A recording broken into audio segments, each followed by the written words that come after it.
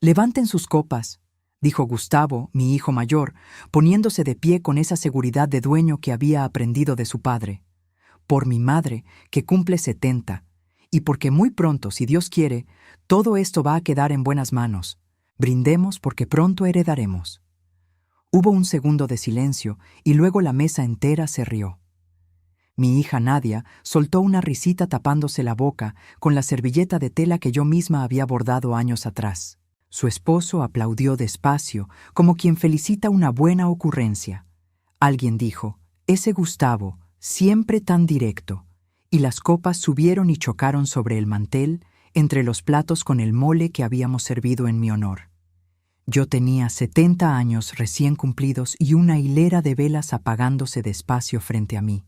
No me temblaron las manos, no se me quebró la sonrisa. Miré a mi hijo brindar por lo que creía que iba a ser suyo, y por dentro sentí algo que no era el dolor que él hubiera querido causarme.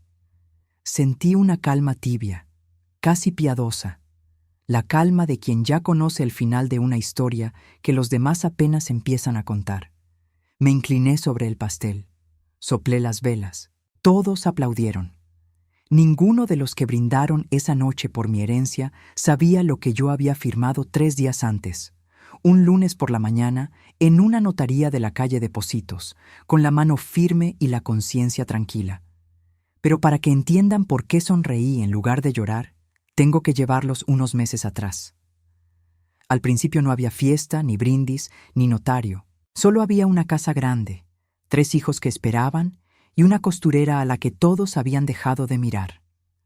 Me llamo Ofelia Mondragón.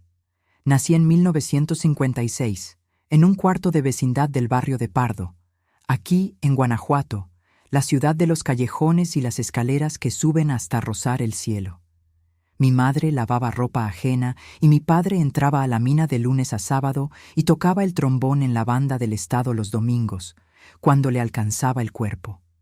Fuimos 8 hermanos. Aprendí a coser antes que a leer de corrido, sentada en el piso junto a la máquina de pedal de mi madre, recogiendo alfileres con las yemas de los dedos hasta que se me hicieron duras. A los 15 años ya cosía vestidos de 15 por encargo. A los 20 tenía 3 máquinas prestadas en un cuarto rentado y una libreta donde anotaba cada anticipo, cada entrega, cada tela fiada.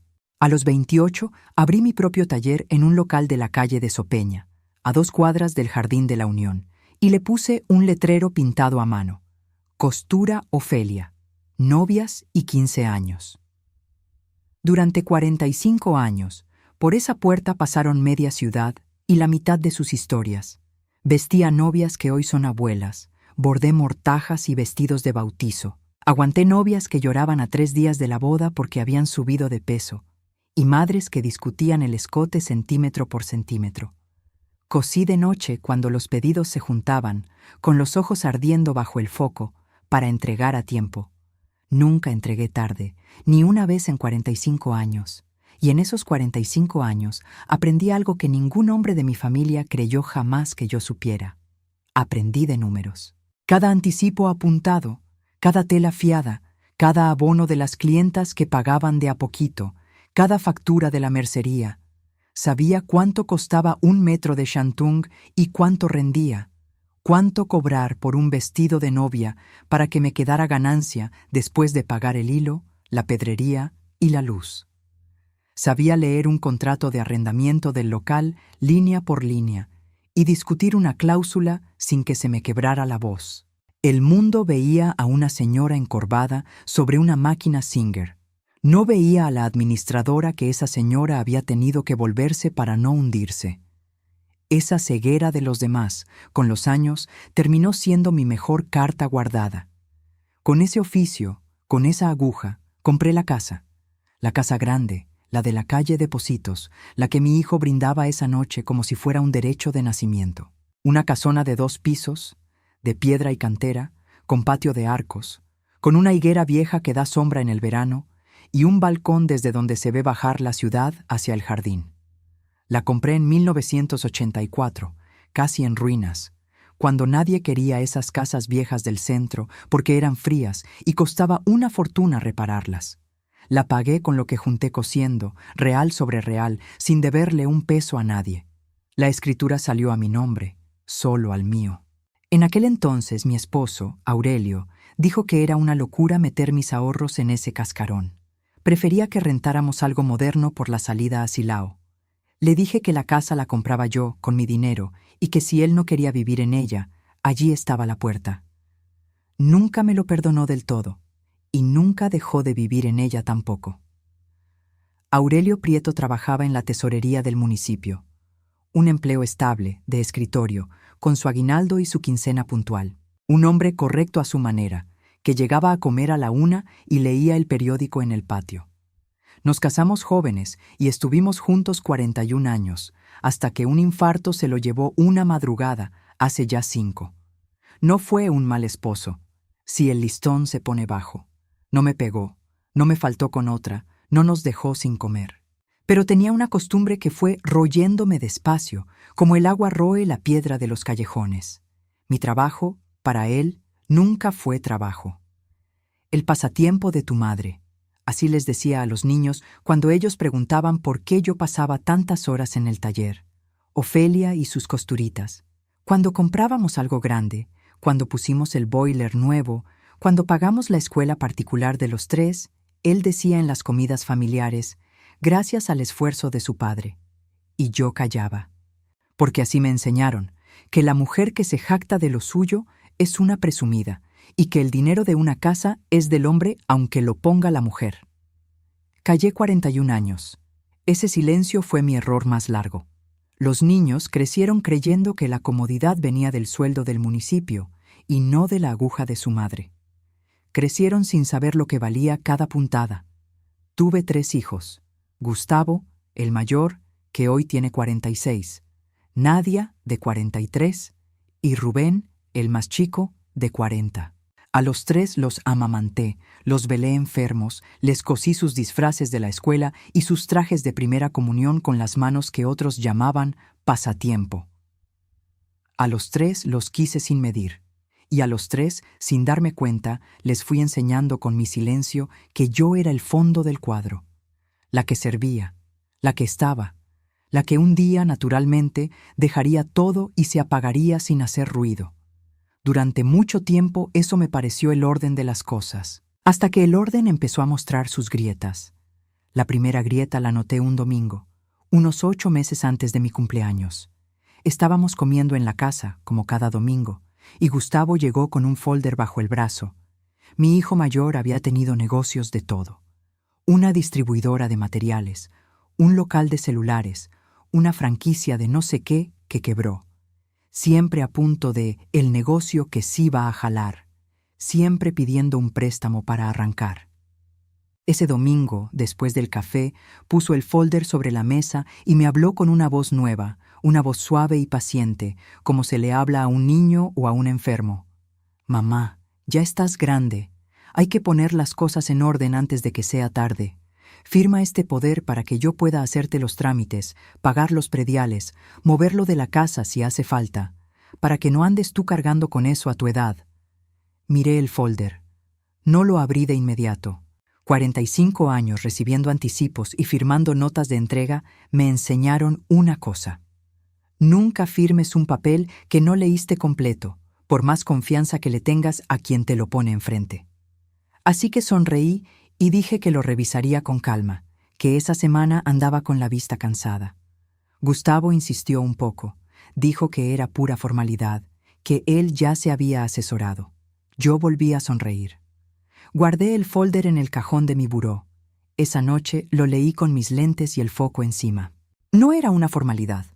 Era un poder general amplísimo, para administrar, para vender, para hipotecar, para pleitos y cobranzas, para actos de dominio. En cristiano, para que mi hijo pudiera disponer de todo lo mío como si fuera de él. No firmé nada. Guardé el papel donde nadie lo buscaría, entre los moldes de mi taller, esos patrones de papel manila que solo yo entiendo. Y no dije que lo había leído. Preferí que Gustavo creyera que su madre, grande y cansada, simplemente no se había animado todavía. Fue esa noche cuando empecé a mirar distinto. Cuando una empieza a mirar, ve. Y lo que vi en los meses siguientes me fue enfriando el corazón por partes. Nadia, mi hija, se había casado con Fernando, un muchacho de familia acomodada, dueños de agencias de autos por el rumbo de Irapuato. Nadia siempre había cargado con una vergüenza rara de su origen. Cuando la gente le preguntaba a qué se dedicaba su mamá, ella decía, tiene un negocio, y cambiaba de tema, como si costurera fuera una palabra sucia. En esos meses empezó a venir a la casa con Fernando y a caminarla despacio, midiéndola con la mirada. Esta sala se ve chica con tanto mueble viejo, mamá. Este patio daría para un salón de eventos increíble, ¿verdad, Fer? Un día la escuché sin querer, desde la cocina, decirle a su esposo, cuando esto sea de nosotros, lo primero es tumbar esa higuera, no da más que basura. La higuera que mi padre plantó de una vara, la que le da sombra a mi mecedora. Rubén, el más chico, no medía cuartos ni pedía firmas. Lo suyo era peor de otra manera, el silencio. Rubén nunca decía nada. Cuando Gustavo hablaba de «cuando heredemos», él bajaba la vista al plato y seguía comiendo. Cuando Nadia hablaba de tumbar la higuera, él no la defendía. Rubén se dejaba llevar por la corriente de sus hermanos porque era más fácil, porque le convenía, porque también él, en el fondo, esperaba su parte sin tener que ensuciarse las manos pidiéndola. De los tres, su indiferencia fue la que más me dolió. A Gustavo lo entendía. Era ambicioso desde niño. A Nadia la entendía. Cargaba una herida de clase que yo no supe curarle, pero Rubén simplemente esperaba, como se espera que caiga la fruta madura. La segunda grieta, la que me terminó de despertar, fue una tarde de octubre. Yo tenía cita con el oculista, pero se me hizo tarde arreglando un dobladillo y llegué antes de tiempo a la casa de Gustavo a devolverle unas fuentes que me había dejado del bautizo de su nieto. La puerta estaba entornada. Iba a tocar cuando oí su voz por el teléfono, en la sala, y algo en el tono me detuvo con la mano en alto. Es que mi mamá ya está muy grande, licenciado. A veces se le olvidan las cosas.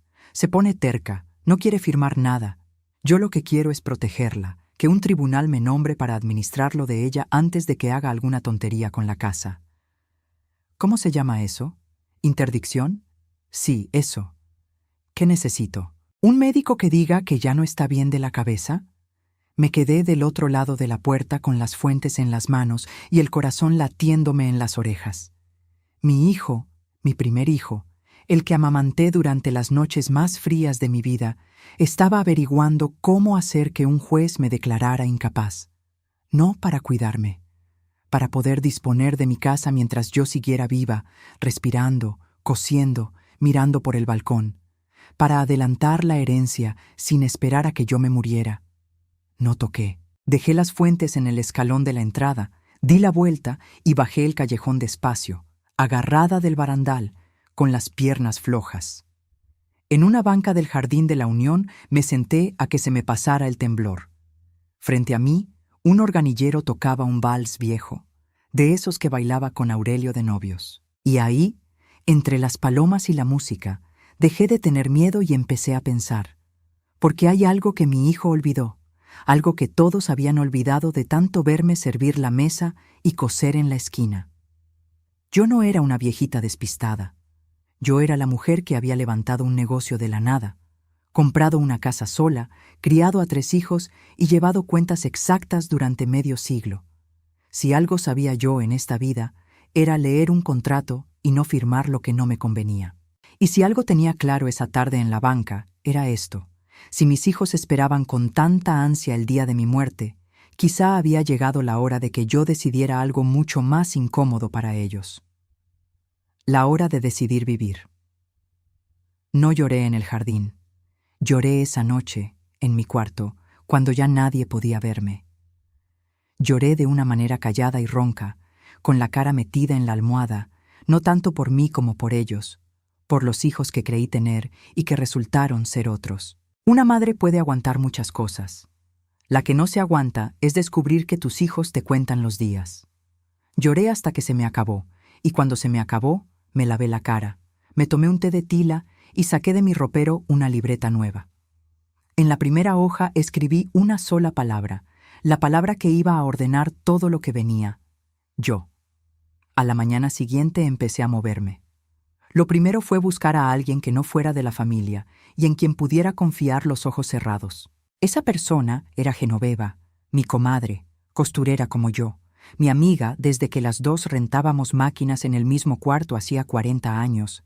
Genoveva enviudó joven y sacó adelante a sus hijos con la misma aguja que yo. Nos veíamos cada jueves a tomar café con pan en una fonda de la calle de Cantarranas. Ese jueves no hablamos de telas. Le conté todo: el poder, la llamada, la interdicción. Genoveva dejó su pan a medio morder y me tomó la mano con sus dedos torcidos por la artritis. «Ofelia», me dijo, «tú a esos hijos les diste todo y todavía les estás dando el gusto de esperarte muerta. ¿Sabes qué es lo peor que les puede pasar a ellos? No que los desheredes. Lo peor que les puede pasar es que su mamá se ponga feliz». Me reí por primera vez en semanas, y esa frase, dicha entre migajas de concha y café con leche, se me quedó grabada como un evangelio. «¿Y qué vas a hacer?», preguntó. «Todavía no sé», le dije, «pero voy a averiguar qué es exactamente lo mío y qué puedo hacer con ello, sin pedir permiso». Genoveva me dio el nombre de un notario, el licenciado Rendón, un hombre serio que le había arreglado a ella lo de su casita cuando enviudó. «Ese no te va con cuentos, ni le va con el chisme a nadie», me dijo. Anoté el nombre en mi libreta, debajo de la palabra yo. La primera cita con el notario Rendón fue una revelación en sí misma, aunque no de las que salen en las telenovelas. Fue de las revelaciones aburridas, de las que cambian una vida sin gritos. Le llevé la escritura de la casa, mis papeles, el acta de defunción de Aurelio. El licenciado los revisó con lupa, literalmente, con una lupa de mango que tenía sobre el escritorio. Cuando terminó, se quitó los lentes y me miró. «Señora Mondragón, esta casa es suya, totalmente suya. La compró usted antes incluso de que se casara bajo separación de bienes. La pagó usted, la escritura está a su nombre y está limpia, sin gravámenes. La muerte de su esposo no cambió nada en cuanto a la propiedad, porque él nunca fue dueño de un solo metro. Usted puede hacer con esta casa lo que le dé la gana: venderla, rentarla, donarla, quedársela. Nadie, ni sus hijos, tiene derecho a nada de esto mientras usted viva. Y lo que usted decida dejar el día que falte, lo decide usted en un testamento, no ellos en una sobremesa. Aunque ellos digan que ya no estoy bien de la cabeza», pregunté con cuidado. El licenciado Rendón me miró un largo rato. Luego sacó una hoja y me pidió que le explicara, con mis palabras, qué era lo que quería hacer y por qué. Le expliqué durante media hora, con fechas, con cifras, con razones. Cuando terminé, sonrió apenas. «Señora, en 20 años de notaría he visto a poca gente de cualquier edad razonar tan claro como usted. Si alguien intentara un juicio de interdicción en su contra, se le caería en la primera audiencia. Basta con que usted hable. Pero le voy a dar un consejo. No espere a que ellos den el primer paso. Ponga usted sus cosas en orden ahora, con plena capacidad, ante notario y ante testigos, y que quede constancia de que estaba usted perfectamente lúcida el día que decidió. Eso vale más que 1000 médicos. Salí de la notaría con una idea todavía sin forma, pero con una certeza de acero. La casa era mía, mi cabeza era mía, y mi futuro también. Ahora venía la parte difícil. ¿Qué hacer con lo mío? Podía simplemente cambiar el testamento y dejarle todo a Alma, mi nieta. Podía dejárselo a la Cruz Roja. Podía no hacer nada y aguantar el resto de mis días con mis hijos rondándome como se ronda a un enfermo rico. Ninguna de esas opciones me sabía a lo que yo quería, porque yo no quería castigar a mis hijos. Por más que me hubieran herido, seguían siendo mis hijos, y una madre no deja de serlo aunque le rompan el corazón. Lo que yo quería era otra cosa, algo que me costó semanas ponerle nombre. Yo quería, por primera vez en 70 años, gastar mi vida en mí. Nunca había tenido nada para mí. La aguja fue para ellos. La casa fue para todos. El silencio fue para sostener a un hombre que llamaba pasatiempo a mi sudor. Nunca conocí el mar.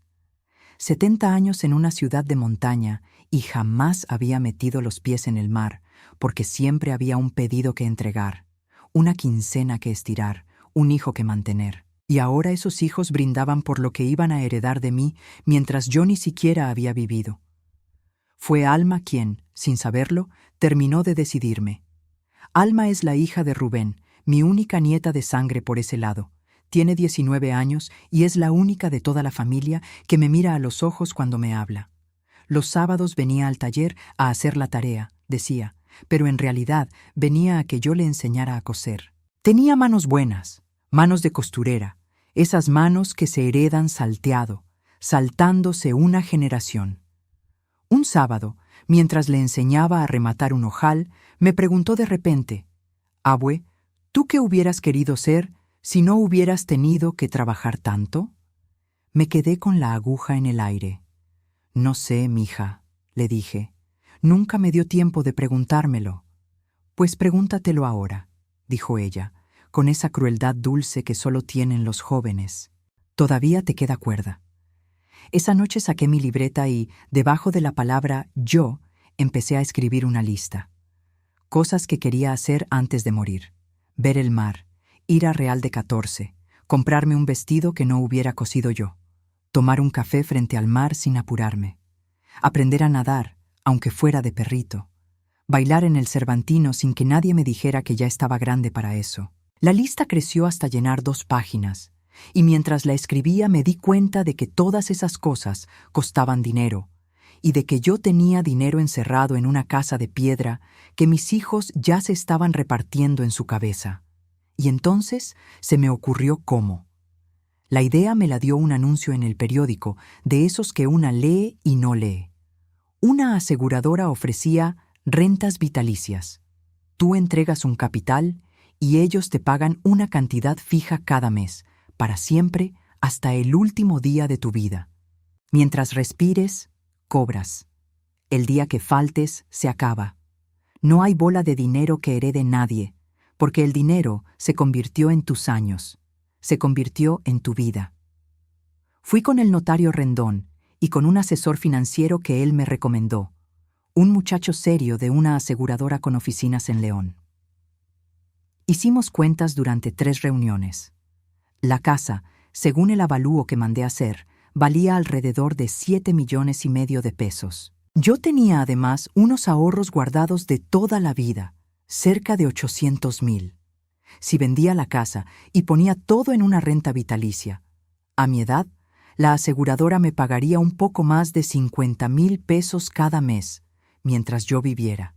50,000 pesos al mes para una mujer que había vivido con lo justo toda su existencia era una fortuna.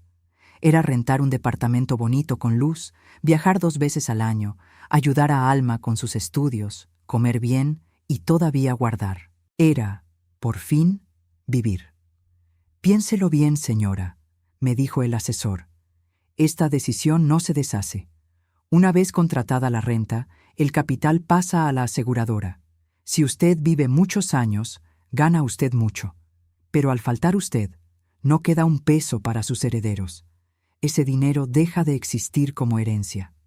«Ya lo sé», le contesté, «precisamente por eso». Lo pensé, claro que lo pensé. No fui a ciegas. Hubo noches en que me arrepentí a medias, en que me dije, «Son tus hijos, Ofelia. ¿Cómo les vas a dejar la mano vacía?» Hubo una madrugada en que casi rompo la libreta. Me sentaba en el patio, bajo la higuera, y hablaba con Aurelio como si estuviera. Le preguntaba si estaba bien lo que iba a hacer, y me contestaba mi propia voz.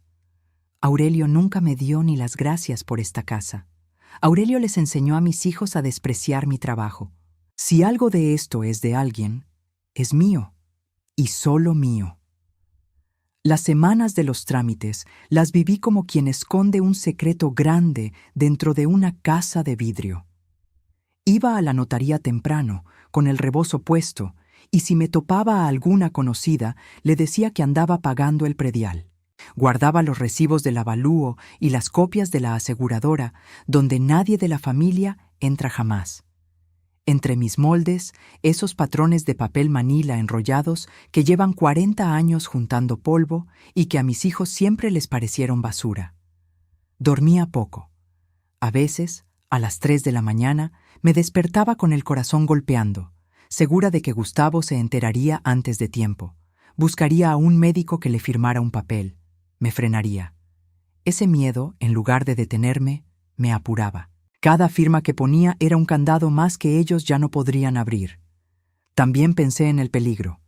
Si Gustavo se enteraba antes de tiempo, iba a acelerar lo de la interdicción, iba a buscar un médico, iba a intentar frenarme. Por eso decidí hacerlo todo en silencio, sin decir una palabra, y firmarlo antes de mi cumpleaños. Porque mi cumpleaños 70 ya estaba organizado, con salón, con mole, con toda la familia reunida, y yo sabía que ese día mis hijos estarían más seguros que nunca de que la vieja seguía en su papel de siempre. Su exceso de confianza iba a ser mi mejor escudo. Vendí la casa en poco menos de 2 meses. La compró una pareja joven, un arquitecto y su esposa, que se enamoraron del patio y de la higuera y me prometieron, yo se los pedí y ellos lo pusieron por escrito, que no iban a tumbar el árbol. Iban a restaurar la casona con respeto y a vivir en ella. Me dio paz saber que la casa que levanté con mi aguja iba a llenarse otra vez de gente que la quería, y no a partirse en pedazos entre hijos que solo veían en ella un salón de eventos. Con lo de la venta y mis ahorros, contraté la renta vitalicia, y renté para mí, en el barrio de Marfil, un departamento en planta baja, luminoso, con un cuartito extra que convertí en mi taller, y un patiecito donde ya estoy criando un rosal y una jacaranda enana. Todo eso lo firmé, ante el notario Rendón y 2 testigos que no eran de la familia, el lunes anterior a mi cumpleaños. Salí de la notaría de Pocitos a las 11 de la mañana, con una carpeta bajo el brazo y el sol pegándome en la cara. Me compré una nieve de limón en la esquina y me la comí caminando, despacio, mirando la ciudad. Nunca una nieve me supo mejor. El sábado fue la fiesta. Y ya saben lo que pasó en la fiesta. Gustavo se levantó, alzó la copa y brindó por la herencia que creía tener asegurada. Nadia se rió, Rubén bajó la vista, y yo, con 70 años y una carpeta guardada en un cajón que ellos ni sospechaban, soplé mis velas y sonreí. No dije nada esa noche. No era el lugar ni el momento. Uno no destapa una verdad así entre platos de mole y niños corriendo. Además, yo no quería un espectáculo. No quería humillar a nadie en frente de los invitados, aunque muchos habrían dicho que se lo merecían. Yo solo quería vivir mi vida. Que ellos se enteraran de la verdad no era mi venganza. Era apenas la consecuencia natural de las decisiones que ellos mismos habían tomado al contarme los días. La verdad salió sola, como salen siempre las verdades, cuando alguien va a tomar lo que cree suyo y se encuentra la mano vacía. Fue 3 semanas después de la fiesta. Gustavo, ahogado por sus deudas. Yo no lo sabía entonces, lo supe después. Debía más de 2 millones de pesos de un negocio que había vuelto a quebrar y contaba con lo de la casa de mi mamá para salir del hoyo. Decidió que era hora de dejar de esperar. Sin decirme nada, llevó a un corredor de bienes raíces a la casa de Pocitos para tasarla y empezar a mover la operación. El corredor tocó y le abrió el arquitecto, el nuevo dueño. Me imagino la escena porque el arquitecto me la contó después, muerto de pena por lo que había presenciado sin querer. Gustavo, muy dueño, preguntando por la señora Ofelia, la propietaria. El arquitecto confundido respondiendo que él era el propietario, que había comprado la casa hacía mes y medio. Gustavo insistiendo, subiendo la voz, diciendo que eso era imposible, que esa casa era de su familia. El arquitecto mostrándole, para calmarlo, la copia de la escritura con el sello del notario y la fecha.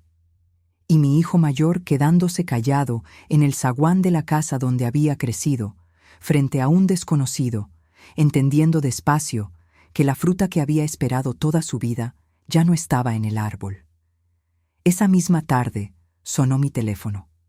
Era Gustavo. Nunca lo había oído hablar así, con esa mezcla de furia y espanto. ¿Qué hiciste, mamá? ¿Qué hiciste? ¿Dónde estás? Le pregunté con calma. Ven a mi casa nueva. Trae a tus hermanos. Les voy a explicar todo. Pero aquí, sentados, sin gritos.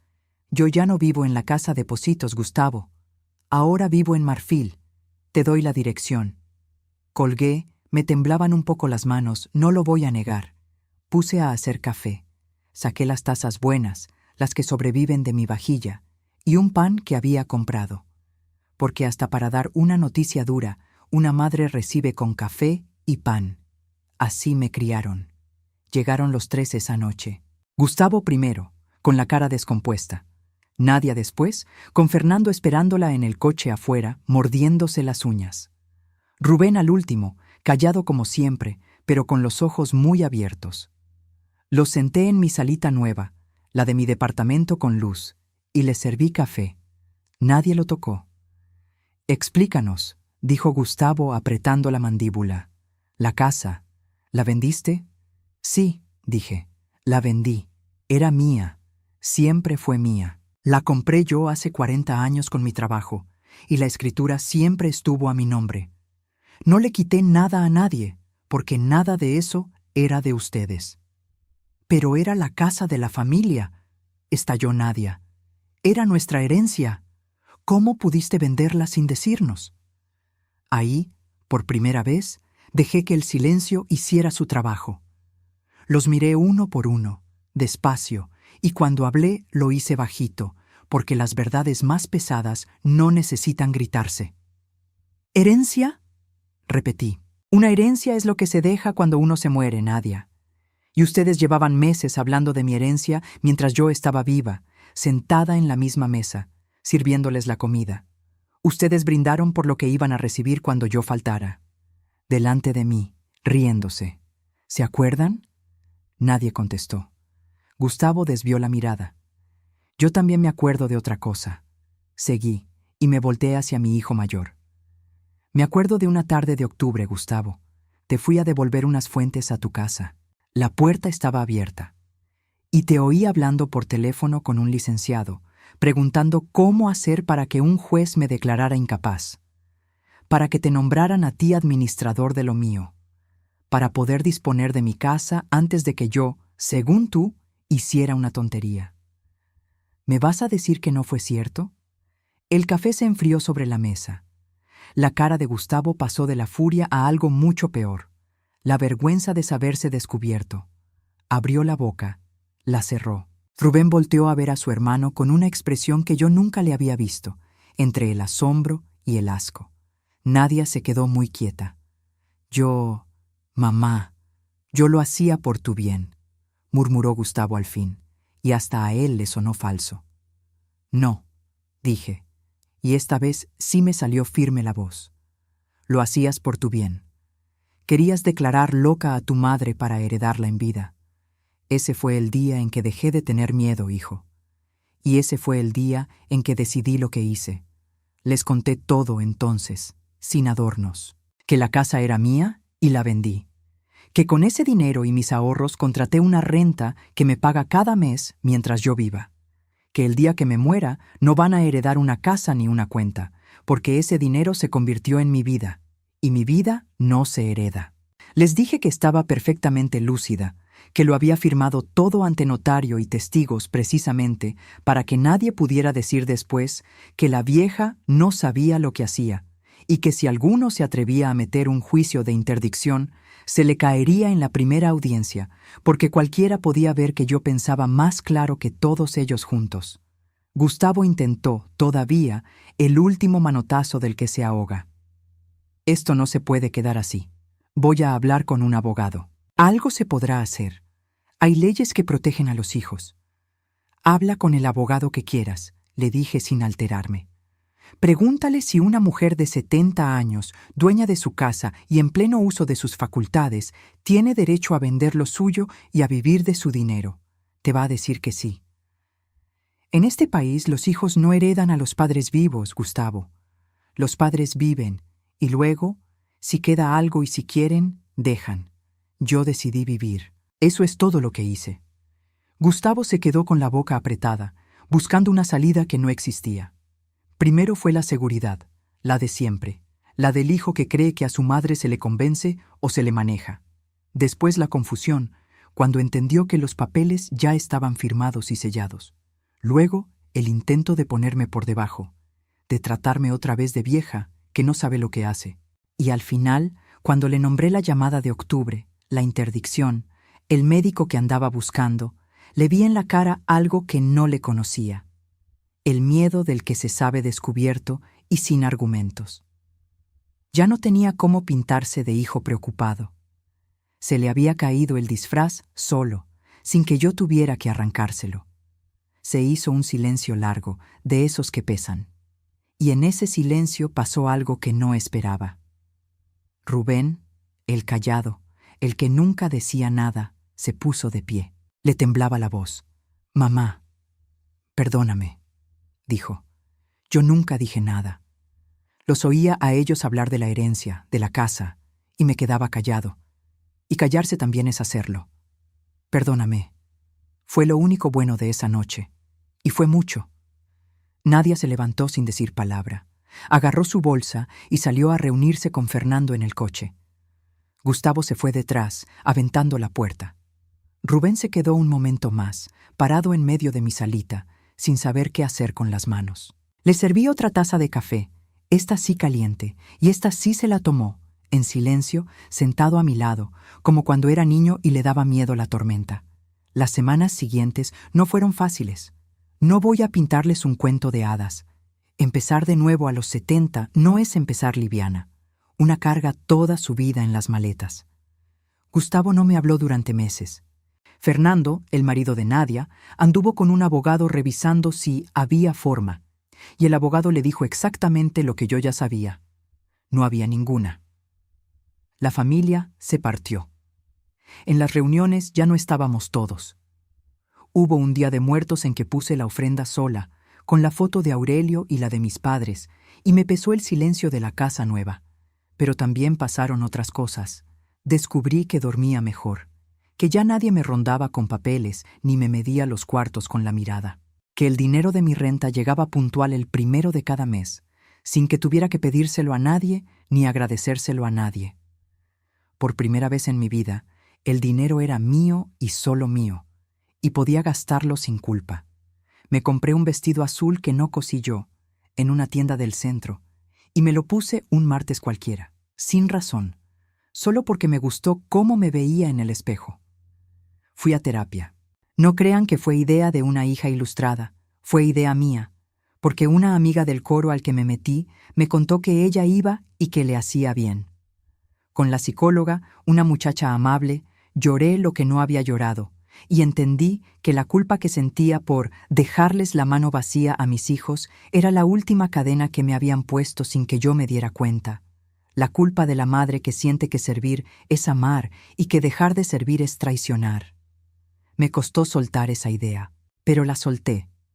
Me metí a un coro de la parroquia, aunque canto peor que nadie, solo por el gusto de estar entre gente que se ríe.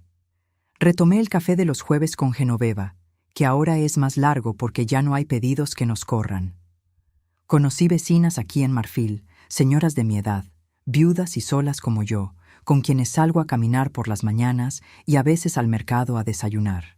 Me di cuenta, ya entrada la vejez, de algo tan sencillo que me dio risa no haberlo sabido antes, que una tiene amigas, calle, ciudad, vida, y que todo eso había estado esperándome del otro lado de la puerta del taller, mientras yo cosía para todos menos para mí.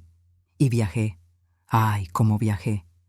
A los 7 meses de la fiesta, junté valor y me fui al mar, sola, con mi maleta y mi lista. Alma quiso acompañarme y yo le dije que no, que esta primera vez tenía que ser sola, que se lo prometía para la segunda. Tomé un camión a la costa y llegué a un pueblo de playa un atardecer, con el cielo naranja. Dejé la maleta en el hotelito, me quité los zapatos y caminé hasta la orilla. Y a los 70 años, por primera vez en mi vida, metí los pies en el mar. El agua estaba tibia y se llevó la arena de debajo de mis pies, y me reí sola, como una niña, con las olas mojándome el vestido. Lloré también, pero de otra cosa, de algo que no tiene nombre en español y que se parece a llegar a casa después de un viaje larguísimo. Me quedé 5 días en aquel pueblo. 5 días de una mujer que en 70 años nunca había pasado una noche fuera sin un pendiente esperándola del otro lado. Comí pescado con los dedos en una palapa. Aprendí los nombres de las señoras que vendían conchas en la orilla y les compré un collar para Alma. Me senté en la arena a ver caer el sol sin pensar en nada, sin culpa, sin una entrega que cumplir, y descubrí que el descanso, cuando una nunca lo ha probado, hasta asusta al principio, como un lujo prestado que en cualquier momento te van a cobrar. Pero no me lo cobró nadie, era mío. Lo había pagado, peso sobre peso, con 45 años de puntadas. Me tomé mi café frente al mar, sin apurarme, tal como lo había escrito en mi libreta. Tardé toda una mañana en tomármelo. Rubén y Alma se volvieron mi familia de verdad. Alma sigue viniendo a mi taller de marfil, y ahora sí cose bien. Remata los ojales sin que se lo diga. Le estoy pagando la escuela con mi renta, abiertamente, sin secretos, porque ayudar a quien te quiere no es lo mismo que dejarte extorsionar por quien te espera muerta. Rubén viene los domingos con su esposa, y a veces se sienta conmigo en el patiecito a ver crecer la jacaranda. No hablamos mucho. No hace falta. Con Nadia, poco a poco, hay un deshielo. Un día me llamó para mi santo. Otro día me mandó una foto de mis nietos. No hemos hablado de la casa ni de la herencia, y quizá nunca lo hagamos, y está bien. El respeto, a veces, empieza por el silencio de lo que ya no se reclama. Con Gustavo, no sé. Han pasado casi 2 años. Sé que perdió su negocio, que tuvo que vender su camioneta, que la vida le cobró sus cuentas por su propia mano, no por la mía. Yo no le deseo mal. Es mi hijo, y lo será siempre. Le dejé dicho, con Rubén, que mi puerta está abierta para él el día que quiera venir a verme como madre, no como herencia. Todavía no viene. Pero dejé la puerta abierta, y eso, para mí, ya es suficiente. El perdón no es abrirle la caja fuerte al que te lastimó. El perdón es dejar de cargar el rencor sin dejar de cargar los límites. Hoy tengo 72 años. Vivo en un departamento pequeño y lleno de luz, con un rosal, una jacaranda y una máquina de coser junto a la ventana. Cada 1 de mes llega mi renta, y con ella vivo tranquila. He ido 2 veces más al mar, la última con Alma, que aprendió a nadar antes que yo. Bailé en el Cervantino el año pasado, en la plaza de San Fernando, con un vestido que no cosí, y cuando un muchacho me dijo que ya estaba grande para andar bailando, le contesté que precisamente por eso bailaba. Todavía coso, pero solo lo que quiero y para quien quiero. Cosí el vestido de graduación de Alma con estas manos que un hombre llamó pasatiempo durante 40 años, y quedó, modestia aparte, el más bonito de toda la generación. A veces, en las tardes, me siento en mi patiecito y pienso en aquella fiesta, en mi hijo levantando la copa, tan seguro de lo que iba a heredar, en las risas, en mí, soplando las velas con la carpeta guardada en el cajón, y me doy cuenta de una cosa que me tomó 70 años entender. El amor de verdad no cuenta los días de nadie. El que te ama, te quiere vivo, no te quiere heredado. El trabajo de una mujer, aunque el mundo lo llame pasatiempo, aunque nadie lo aplauda en las comidas familiares, vale exactamente lo que vale. Es pan, es techo, es escuela, es la casa entera. Y una nunca es demasiado vieja para dejar de servir y empezar a vivir, ni demasiado madre para poner un límite. Ser subestimada, al final, resultó ser mi mayor ventaja. Mis hijos estaban tan seguros de que yo era el fondo del cuadro que jamás me vieron dar un paso al frente. No heredaron una casa, pero el que quiso, Rubén, Alma y quizá algún día Nadia, heredó algo que sí se puede heredar de una madre viva. El ejemplo de una mujer que a los 70 años se atrevió a soplar sus velas, mirar a los que la contaban muerta y decidir, sonriendo, que todavía le quedaba mucha cuerda. Si tú también sentiste alguna vez que te querían más por lo que dejas que por lo que eres, Cuéntame tu historia en los comentarios. A lo mejor, como a mí, todavía te queda cuerda de sobra. Y si esta historia te tocó el corazón, quédate conmigo, porque tengo muchas más historias de mujeres que aprendieron, tarde pero a tiempo, a vivir para sí mismas.